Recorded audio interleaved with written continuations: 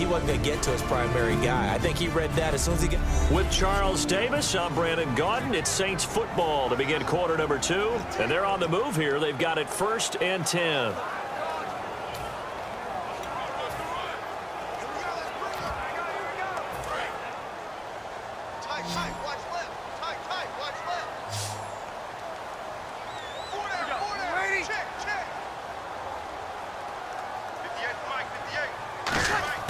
On 1st and 10, here's Breeze.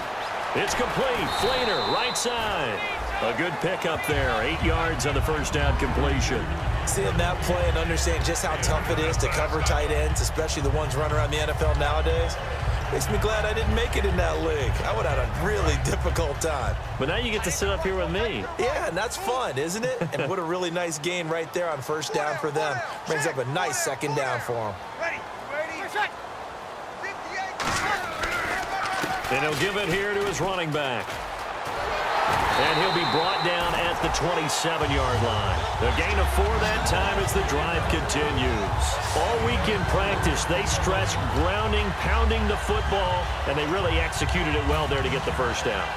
That usually means getting back to being physical in practice, because when you emphasize pounding the football, it doesn't really come together unless you practice it the same way you're going to play it in the game. That means more bodies, more pads, and a whole lot of popping last week, and they got it done in the game. Back to the ground, this time with Ingram. And he'll get it down inside the 20 to the 18-yard line. Now it looks like we'll get a timeout as there's a Saints player down here on the field. While the training staff works on him, we'll step aside and be right back.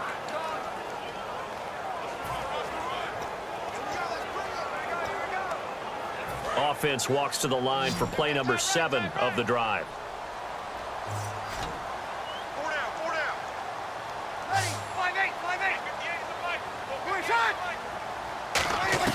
On 2nd down, here's Breeze.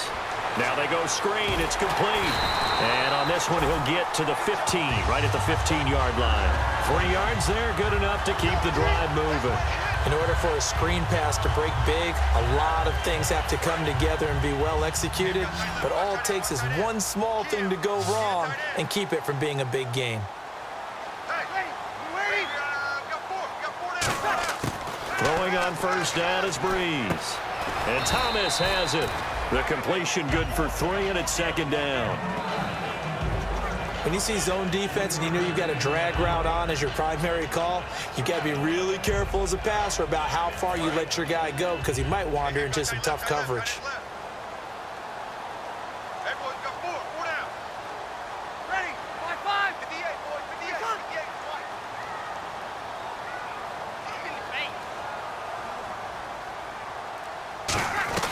They'll run it now out of the gun.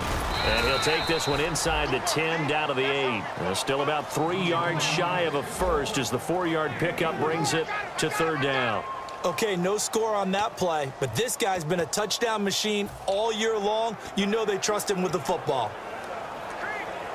Long drive. The defense just cannot seem to catch a break and get off the field.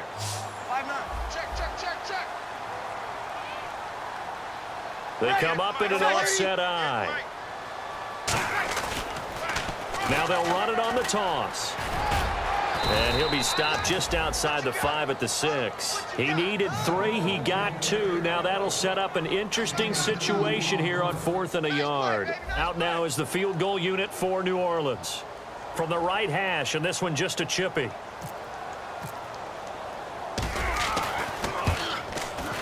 And his kick here is good. And they take the lead here now at 10-7. And Charles, they get the field goal. Took him a dozen plays, though. Work with me on this one. You know what I'm about to say, right?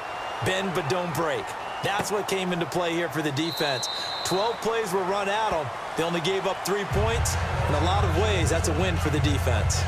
So out come the Bucs now. And they're going to need another score. Got one last time, but still down here.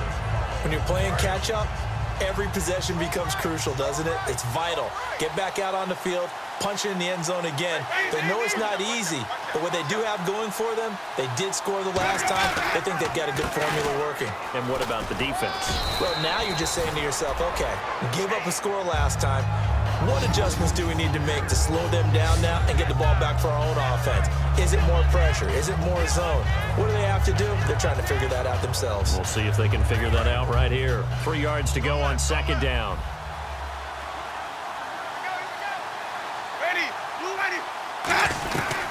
They'll run it now out of the gun.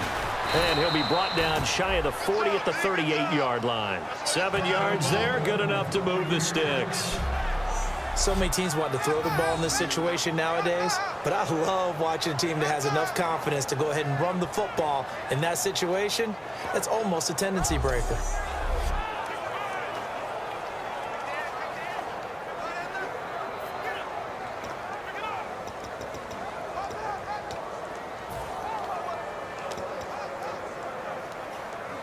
So the run gets them the first, and now they operate with a fresh set of downs. Looking to jam the receivers at the line here. Press coverage look defensively. And to give this time to the tailback. And hard running's going to get him over the 40 to the 42.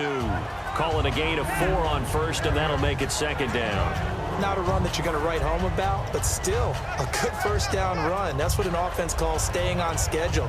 3 to 4 yards on first down, you're set up very well for the rest of the drive.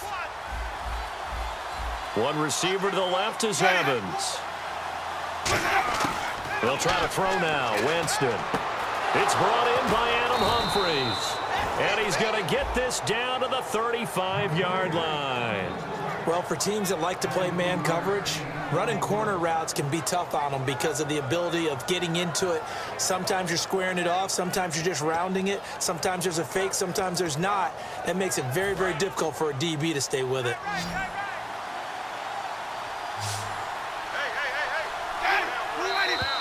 Now whistles here before the snap. Looked like one of the Bucs may have moved. False start, offense.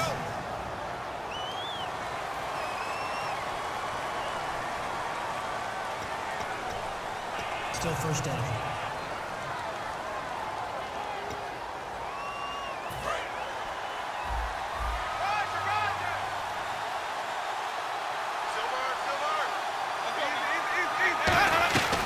They'll run it now out of the gun.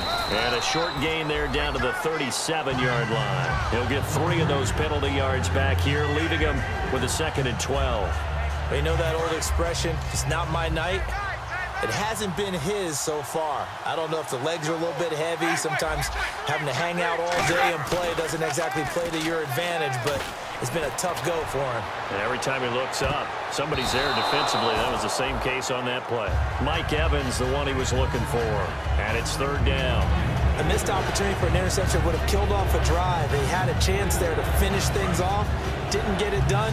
I guess that's why a lot of those guys do not play offense. And it looks like we've got a dime set here defensively. 6 DBs in the game. On 3rd down, Winston. And incomplete. The contact made the ball roam free and brings up 4th down. Well, partner, the hit sure looks like a simple route, but I think the issue with it is a lot of time when you're making that play, you're actually working your way back inside towards traffic where the big guys are coming from inside out, whether it's defensive ends or linebackers. And a lot of the time, instead of securing the pass, your eyes might stray towards the middle and wonder where the big hit's going to come from. Well, this winds up an empty possession. Everything looked okay. He just never got the ball on target.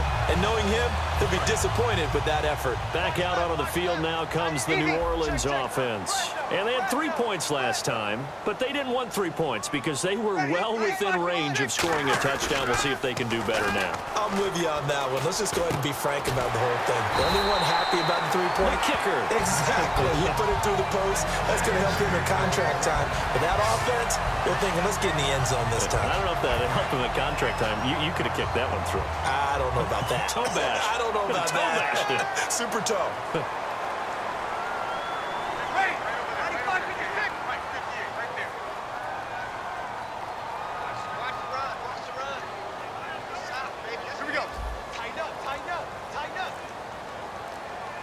The play clock's running down. Breeze now on 1st down.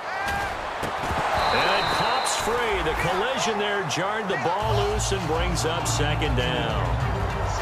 Oh, man, for him to be that wide open and drop it, sometimes you have just too much time on your hands, right? You end up thinking way too much, and your hands get shaky. And yes, he's a tight end, but that's a catch he should have made. And on the outside, they're playing press coverage.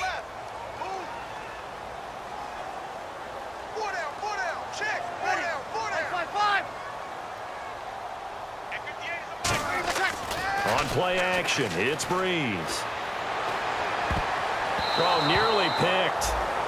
And maybe lucky there. This guy doesn't drop many defensively. Third down.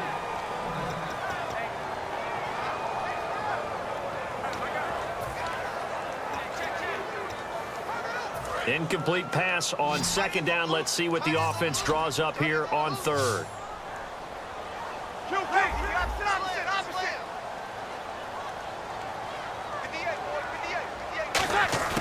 Now Breeze on third down. A hit as he throws there, incomplete. Brandon Cooks, the receiver he was going after. And that brings up fourth down.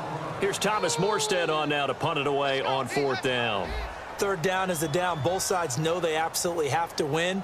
And the name of the game for the defense is pressure on the quarterback.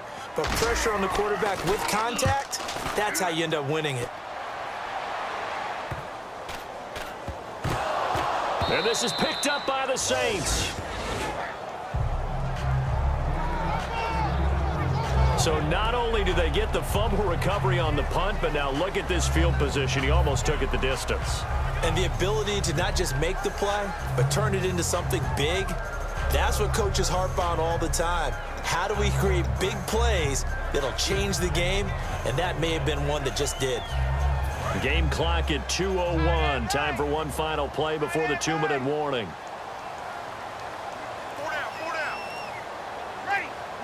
First down and goal to go from the 7. And he'll be taken down after a short gain as that takes us to the 2-minute warning. 1:57 to go in this first half. We're back to New Orleans after this. Coming up at halftime in a little less than 2 minutes, we'll send you to Orlando where Larry Ridley is standing by. He'll have highlights and analysis of this first half. And he is in for the score. Touchdown, New Orleans. A great effort there. His 10th touchdown of the season, second of the game. And the Saints now add 6 to their lead. It's good to make it 17-7.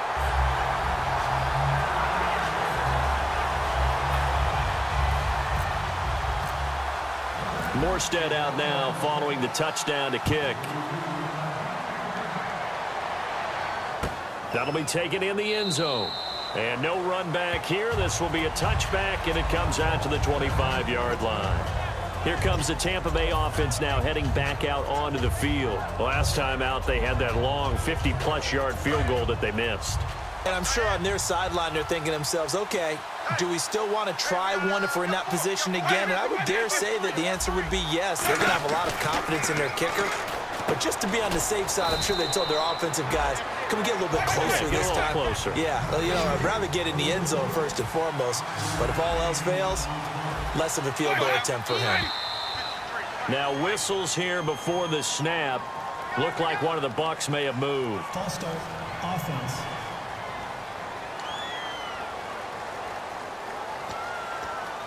Still second down. 10 yards still left on second down. One receiver left, 3 to the right. Now Jameis on second down. And that's incomplete. Everything about that play tells you about today's NFL offenses and what they're asking out of running backs. You can't just be a guy who can run the football. You have to be able to catch it as well, and he didn't get that done on that play. So a 3rd and 10, and defensively a dime look, 6 DBs. Now they run with Sims, and he's able to get it. And now the Saints are going to take a timeout on defense. The defense, they got a little bit of a breather. Now they're back and set as we resume play. On 4th down, here's Brian Anger now to kick this one away.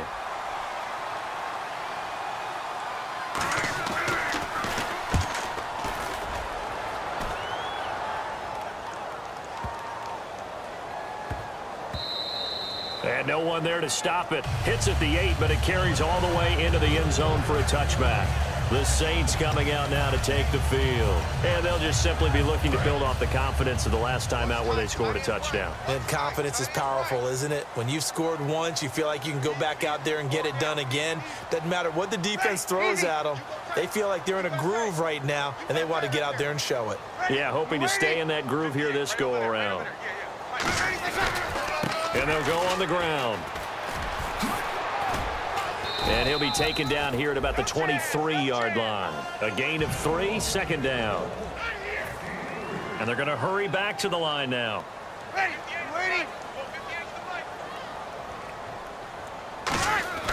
Now Breeze throwing on second down. Over the middle, it's Thomas. And he's able to get out to the 32, brought down there.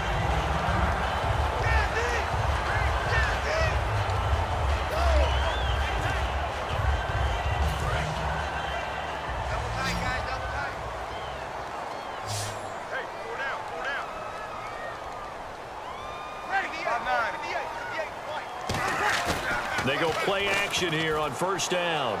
Finding time. Throw complete right side to Cooks. And he's taken down, but not before he gets this into enemy territory across the 40. Now hold everything here. We're going to get a timeout by the offense. So that means they're down to 1 remaining here as we head toward halftime.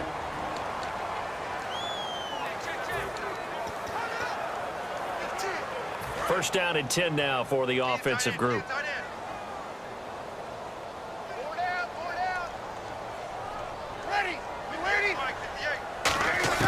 Throwing on first down is Breeze.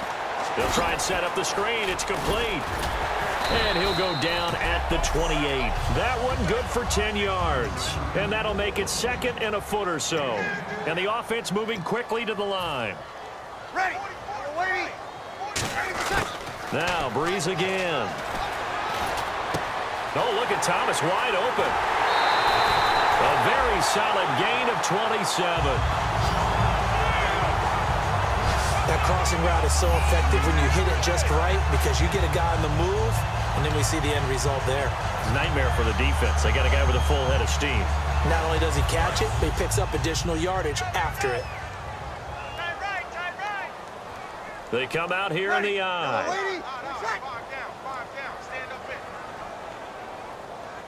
He's crashing. He's checking crash. Easy. And on the ground they go with a running back. And no signal yet. I don't think he got in. He didn't. They'll mark him at the 1. Nothing on that one. It'll be second down. Now a handoff here to his running back. They'll lose a yard, and it brings up third. Now whistles come in. We're going to get a timeout here by the offense. And with halftime on the horizon, they'll be out of timeouts from here forward.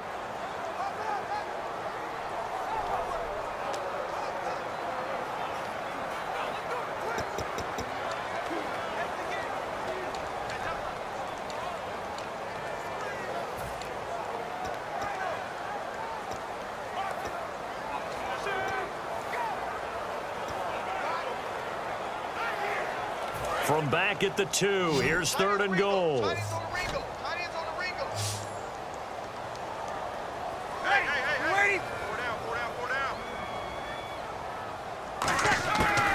final shot before half for Breeze. And this is going to be incomplete. So we've reached halftime here on a Thanksgiving night.